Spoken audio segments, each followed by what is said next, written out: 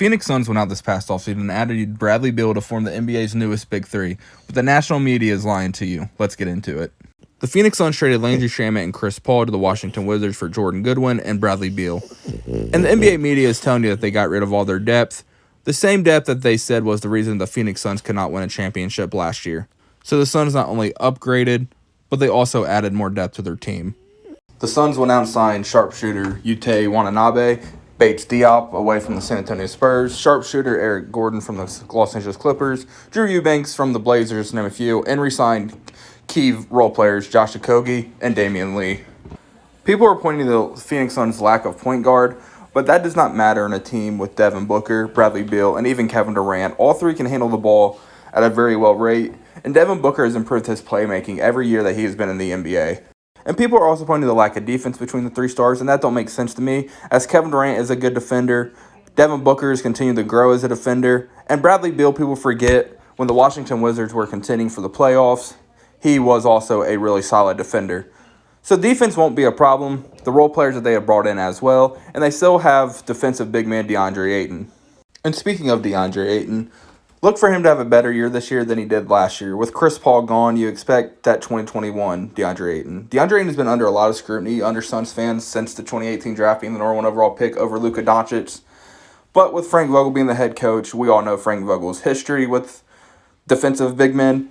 And just his history as a defensive coach, he is one of the best ones in the league and possibly in league history. And I expect we see dominate and unlock this season. Kevin Durant barely played any games last year for the Suns, but when he played, they won.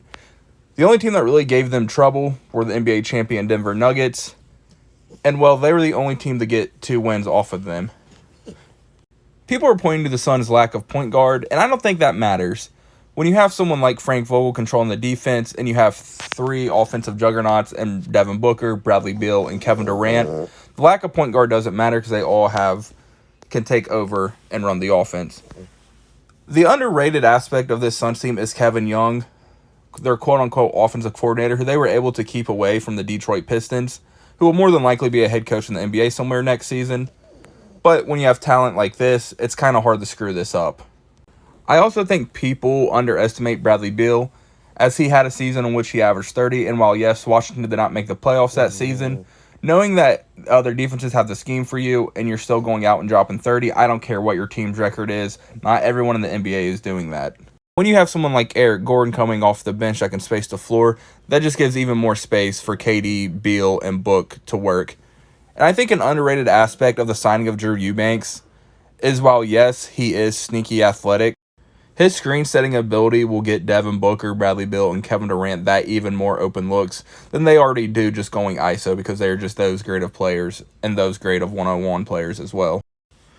The X factor for this team, though, it just goes back to DeAndre Ayton. If he is locked in, there's really nothing that you can do to stop this Phoenix Suns team.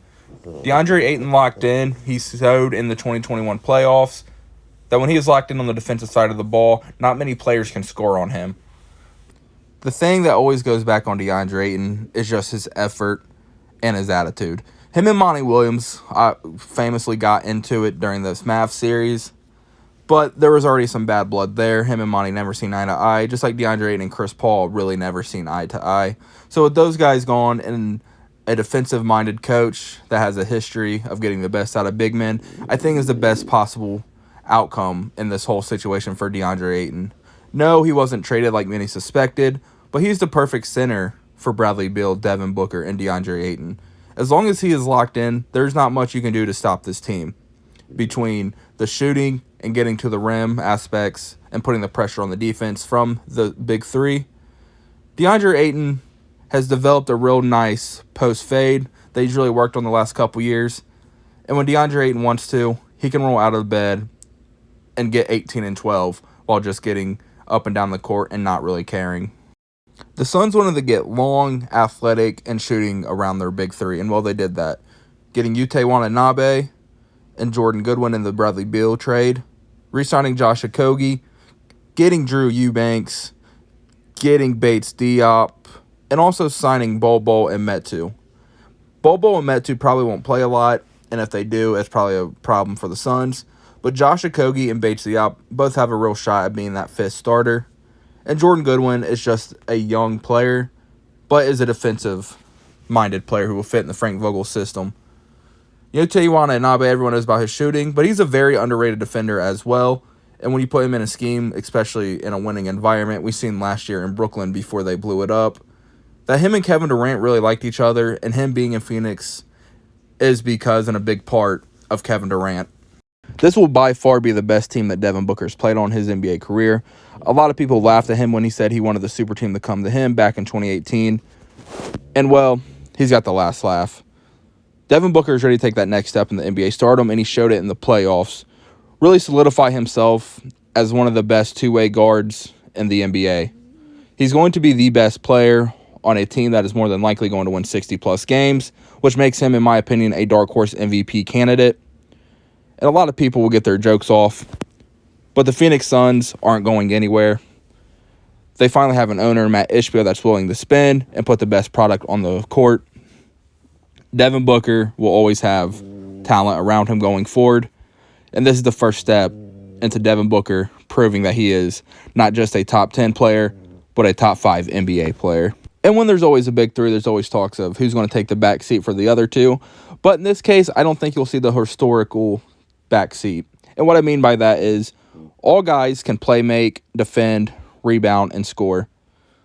So, for example, if Bradley Beal was to take this step back, quite naturally his points per game are going to drop anyway, being on a better team. But his assists per game and his rebounds might take a spike.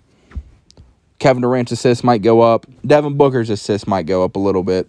So I think in the facets of all three of their games, things will change, and you'll see that taking a back seat. I don't think this will be like a Chris Bosh situation in Miami where his box score just crumbles and he's not putting up the numbers that he was in Toronto before joining LeBron and Wade in Miami.